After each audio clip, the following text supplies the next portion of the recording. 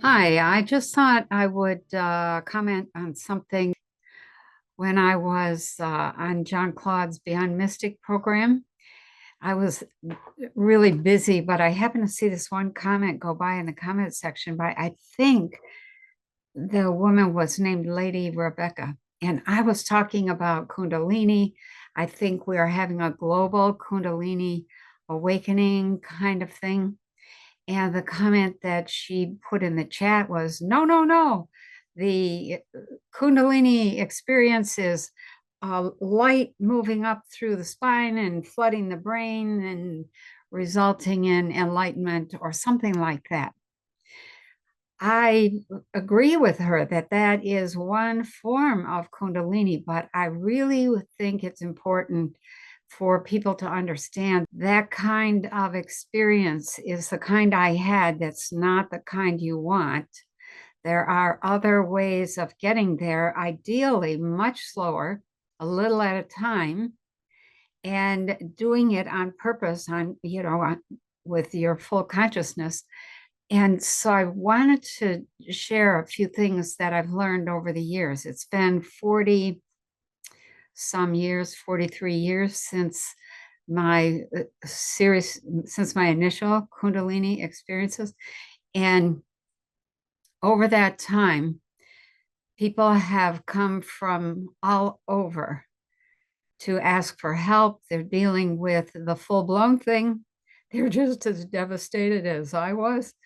Some of them have been on the edge of suicide, distraught beyond measure.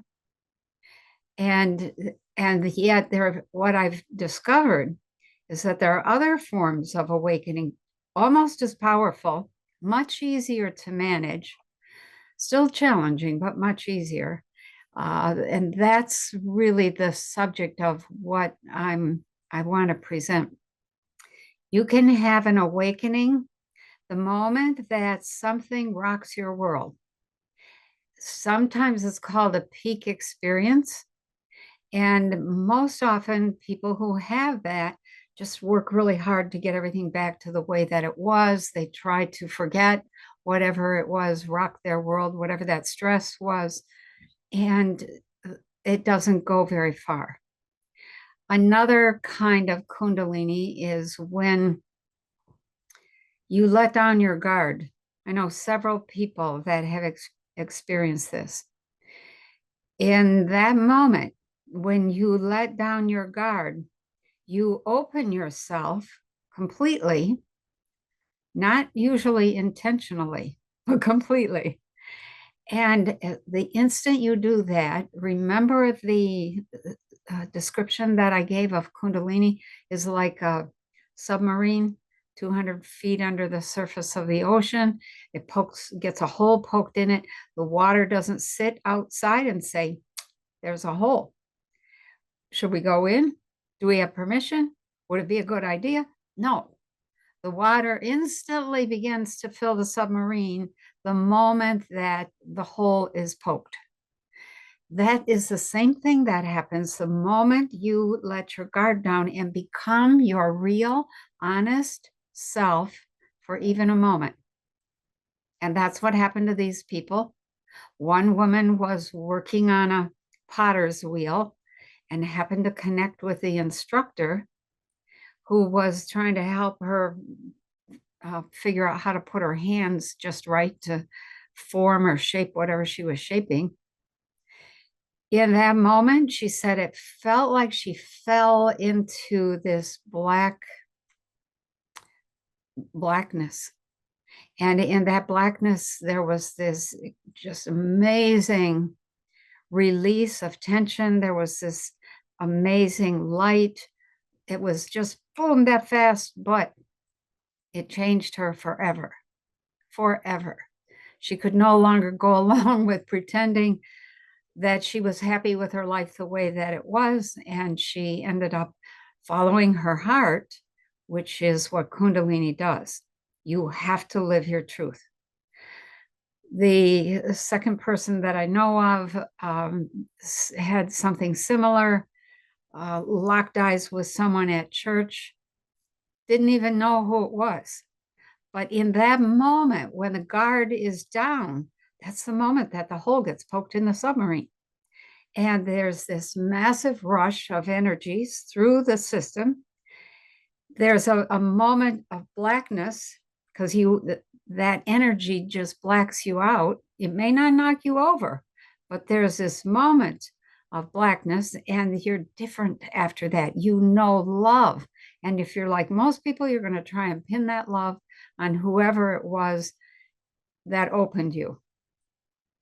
There is another person that I know of who had a devastating illness, really struggling, didn't think he was going to make it. And the day that he began to realize he was turning around, that was a moment of such immense relief.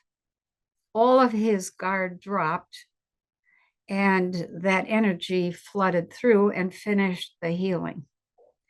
There are other experiences that people have relayed to me. There are many forms of meditation that move you open little at a time. We do not have to have, when it comes to a global population, we don't have a single spine that I know of that's going to have a rush of energy up to the brain. Instead, there's going to be something that, boom, rocks your world, knocks your socks off, distresses you to no end, and you can barely hang on to how you saw the world before because it's not looking like it used to look. The result is that other information begins to flood in, all kinds of associated info, a lot of it not good. You end up seeing yourself as you really are. That alone is enough to knock your socks off. You realize all the poor choices that you have made. You see all the mistakes that you have created and then try to live by all the mistaken choices that you made and then try to live by. So it's one of those moments when you have this, how would I call it? It's one of, so let me just say this. So what happens when there's a global awakening is that one by one, people start saying this and everybody doesn't like it. And then somebody else says it and people don't like it. And it keeps on going like that for quite a while until you reach a tipping point.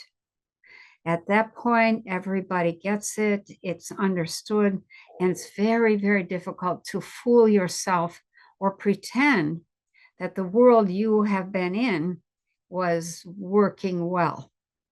You begin to see the flaws, not only in the world, but in yourself, in your family, in your choices. It's really a very difficult period.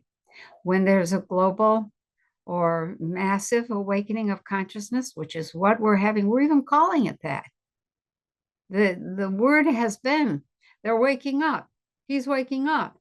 The deep state is worried that we're going to wake up before they finish their program. Yes, we are waking up. Once you do that, you can't tolerate the lies, the truth, the deception, the corruption. It just doesn't fly with you anymore. So, Lady Rebecca, yes, you're technically correct. The idea of Kundalini, the term Kundalini means awakening of consciousness, the springing open of consciousness. And even though that has traditionally been seen as an individual event, that has traditionally been seen as something that an energy that moves up the spine and begins to open the consciousness. And the danger is people going insane, people not being able to handle that energy. And I can tell you, it's not something that you handle. It's something that handles you. And you have to adjust. And every time you make a bad choice, every time you try to go back to how you were, it just flares and becomes impossible to go forward with a bad choice. So here we are in this moment. We're in the early stages of that awakening. It's probably going to get a little bit more messy, as I was saying on John Claude's program, and we will be fine. We will get through it. We're getting close to the first turning point. We're almost at the first turning point. Once we hit that, there's nothing. Well, I shouldn't say there's nothing to worry about. Once we hit that first turning point, things become, they begin to organize in a way that presents a whole new picture of life. And you begin to get on board with that. You stop fighting that. You begin to say, okay, what is it I need to face here? What has to be done? So, yes, I think we're going to be fine. I think that there's a lot of people that are already awake. And I think the bulk, there's probably going to be 5% that are just never going to wake up. But the bulk of the population is going to get on board over this next 6 months, and things will be very, very different going forward. So thank you for your comment. I really appreciate those kinds of things because they force me to clarify things that I have learned, worked with, things that I understand, and we are moving toward a new world. So you guys, keep your chin up. It's going to be a really wonderful new world. Try to see that because that helps. Okay? Have a great week.